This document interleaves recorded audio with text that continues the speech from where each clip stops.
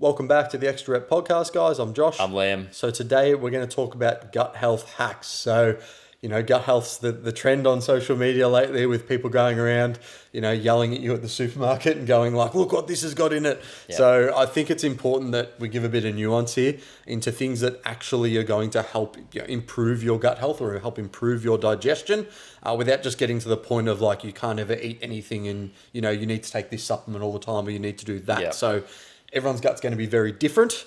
Yep. But the first thing that I always get every single client to do if they've ever had a gut issue or they're just like, I'm having digestive problems, is I go, do you chew your food 30 times before you swallow it? And every single time their answer is no, or I've got no idea. And as soon as I get them to do that, just from a starting point, digestion improves, right? And now that might not fix someone's digestion. Some people might have, bigger problems that Liam will definitely talk about.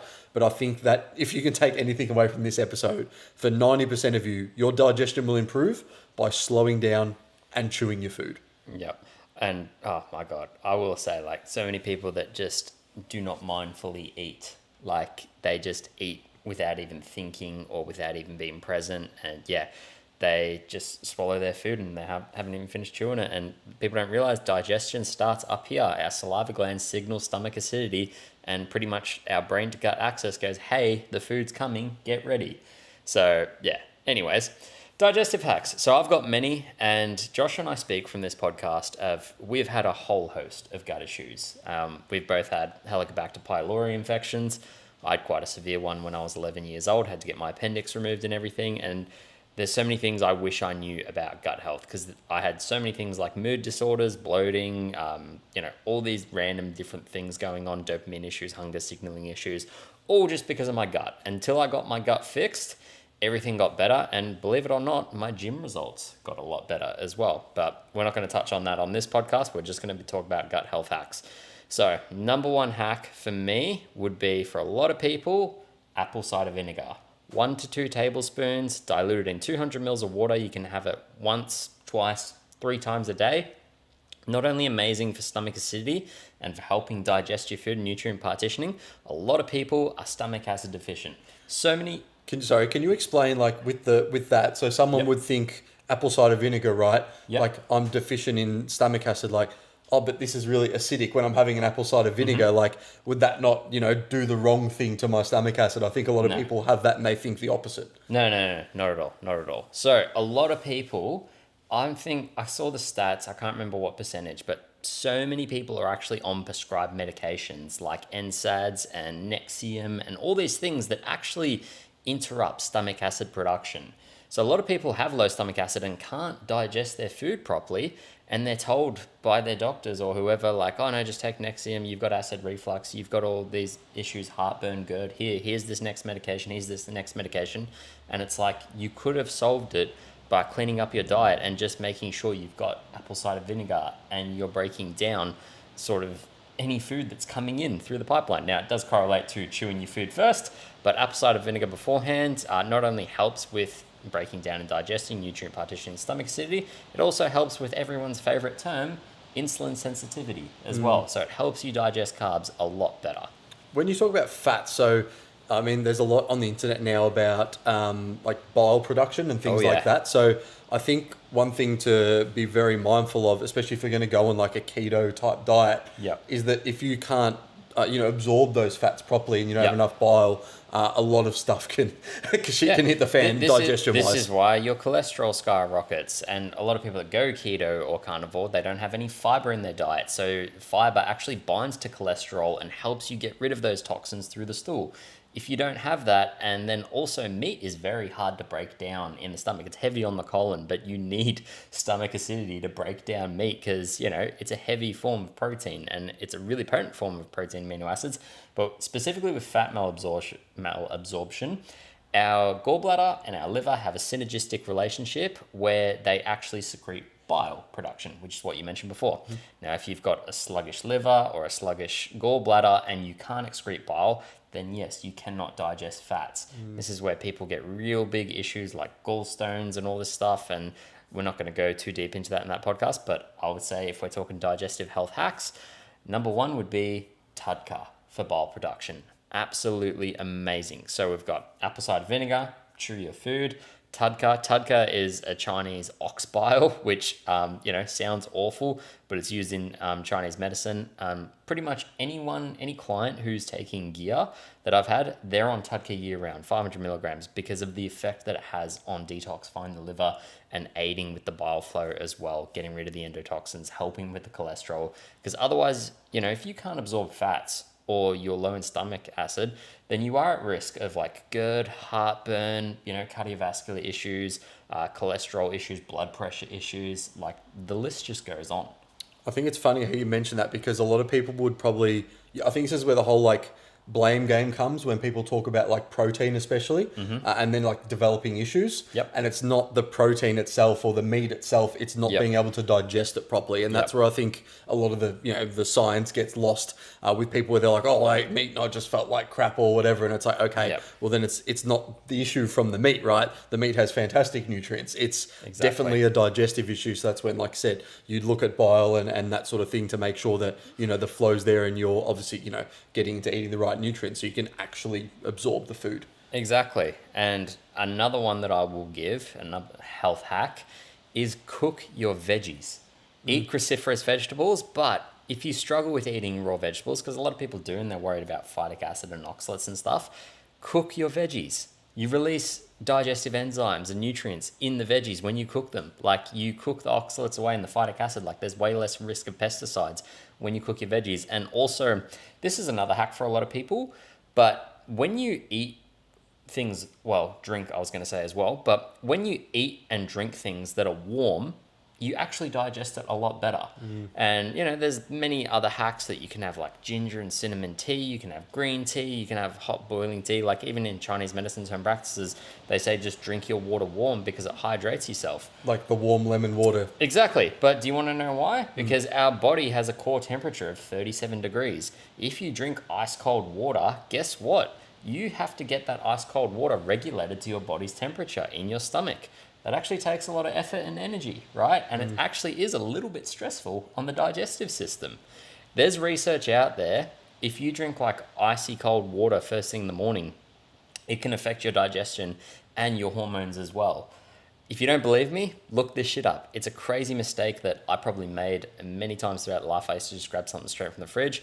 If you just drink warm water first thing in the morning, or warm water with lemon, people are like, wow, my bowels detoxify really quickly. My blood flow, circulation, everything gets a lot better. And this is the thing. It's like, for example, if you don't have any issues, it's like you don't need to do that. You can just drink water, right? But this is, again, it depends on the problem and it depends on the issue. Everyone is going to be slightly different if they have certain gut issues. But I think, stress is one thing that a lot of people, again, it's like chewing your food, right? If you're chewing your food, but you're highly stressed, you're highly strung at work, you're eating at your desk or whatever it may be, and you're trying to finish off a project, I can tell you straight away, and I'm guilty of it, Liam's guilty of it, we're all guilty of it. But we know that we won't be digesting food as well, right?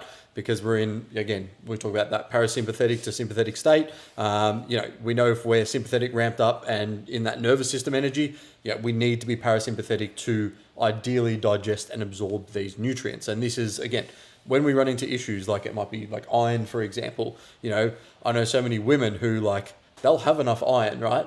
But the issue isn't with the issue isn't with the iron, right? It's with the absorption of it. For a lot of the time, we're going down a rabbit hole here. This can be so many different. As an example, let's say a woman gets told, right, she has an iron deficiency, right, but she's having red meat, she's having all the things, right. She's having the level that it should be, plus the iron tablets, plus everything, doing it all right where it should be working, right. Yep. But the iron levels are still going down. That's when we know, okay, it's clearly an issue with actual, in terms of actual absorption and gut health. So that's where, again, everybody's going to be different with this. So I just want to hammer that home for you guys that, things will be different depending on the person. Some people will just not absorb things, and then obviously that's going to be a deeper issue. But obviously, chewing your food, doing it in a de-stress state, and trying not to be, watching TV or doing something else, trying to be mindful, taking your time, I think is still the best hacks you can possibly have when it comes to gut health from an initial standpoint. All right, so I'll give you 3 supplements. Now, the first 2 I'll give for people who are actually struggling with iron absorption, and it happens with women with pregnancy, it happens with women with heavy period loss, so many things it could be. heavy metals, could be a parasite, could be so many different gut bacteria. Like the most common one is SIBO, small intestinal bacterial overgrowth, and it really feeds on iron. And then a lot of people just prescribe iron, and then it actually feeds on that supplemental iron, and you get no absorption. So what you want to take is either desiccated spleen or lactoferrin. Those two really help with that. But one big gut health hack I'll give for a lot of people is bone broth. It's so easy to get. 1 serving a day, 1 to 2 servings a day. You drink it warm. You can get ones that taste really nice. My favorite one's by Best of the Bone. It's a grass-fed bone broth. It's like $1 a serving, not even that. And yeah, for your gut health and just keeping everything, it's got the collagen synthesis, it's got zinc L-carnosine, it's got all these amazing things that help with like stomach ulcers and repairing the gut. Yeah, if you just have bone broth every single day, or like a cup of it, or tea at night and everything, not only will your immune system thank you, but your gut will thank you as well. Just back to bloating, like I think like there's so many like clients I talk to and people I talk to that are like, what actually I guess happens when the stomach bloats, or like we know sort of what obviously there's going to be inflammation. there's going to be an inflammation that causes it. But can you just talk just quickly on that, on the bloating side of things, like what happens and why it's happening, I guess. Yeah. So there's so many actually different things. There's not one way to explain it, but one thing is there's endotoxins that have released in the gut and your body. Now it could be the stomach acid is not breaking it down properly. And so literally your organs are getting pushed out because your colon and your stomach is full. The other one is, yes, there's inflammation going on down there because you've eaten something that you shouldn't have. And one common thing that I say to a lot of people is just take a food log and actually notice, like, is it you bloated at a certain time in the morning? Is it the first thing when you wake up? Is it after you have a certain food? Are you gassy? It's all these different things, right? A lot of people just, as you mentioned before in the podcast, people just aren't mindful, right?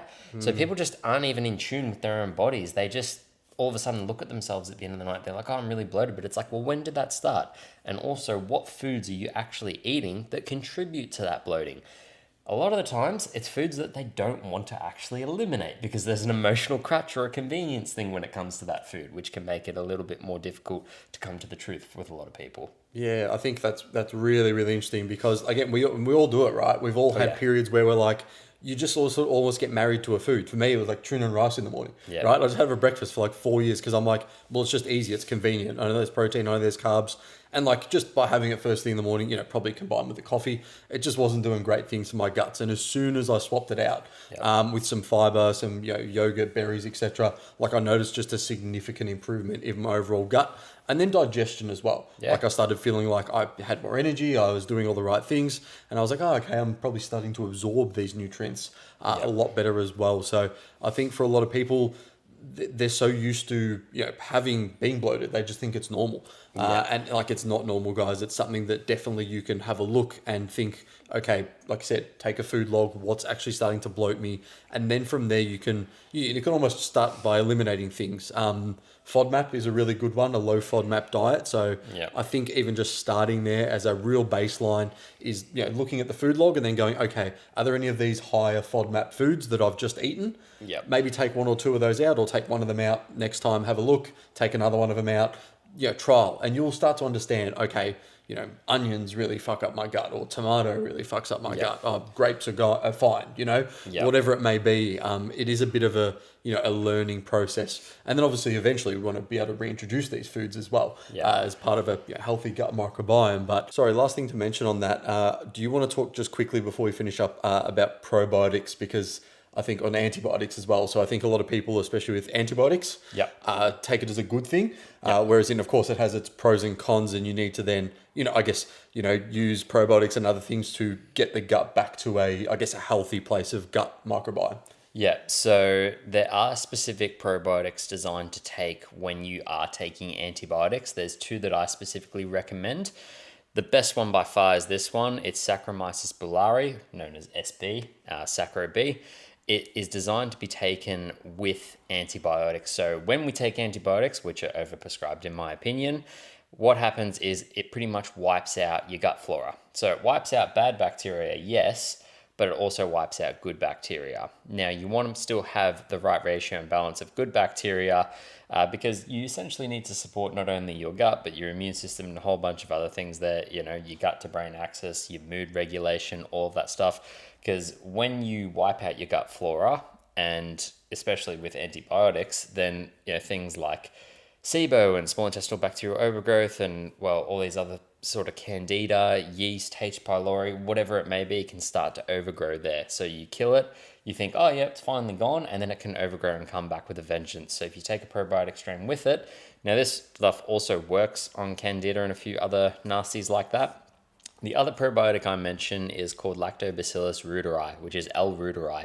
Now, this is a specific strain. It's known as the oxytocin sort of strain in the gut because 95% of the population don't have it. The reason being is antibiotics wipe it out completely.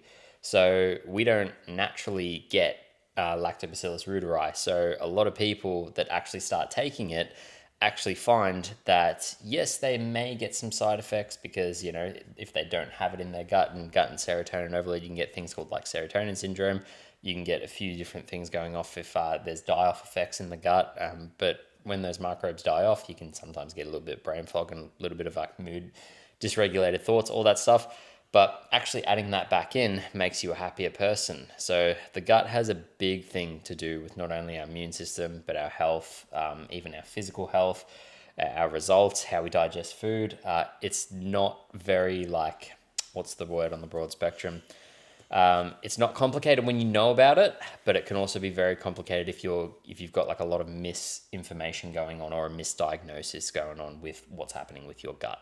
Yeah, for sure. And I think that's the main thing to take home is obviously you can do these little things where it's like, okay, chew your food, be less stressed, do all these little simple things. But then of course, if you're having reoccurring issues, if you're not finding, culprits in food, that's when obviously we'd strongly recommend getting a blood test. And obviously Liam's probably your man there. If you need someone to have a look and understand, what's actually going on with your gut, and then having, obviously a treatment plan to actually fix it. Because of course, like these sort of things, that's probably, some might be short term, some might be a bit longer term that might take a bit longer. So I think it is important to get good advice from someone who has done that before and actually knows what they're talking about. So if you guys do need any gut health help, I strongly recommend reaching out to Liam on Instagram at Coach Liam C. Murphy. Obviously training, etc. You can reach out to me. And again, I always run things by Liam as well if we have gut health issues or anything that I need to fix up with my clients as well, guys. But I hope you've enjoyed the episode. I hope you got some really useful tips around your gut health. We will see you guys in the next one.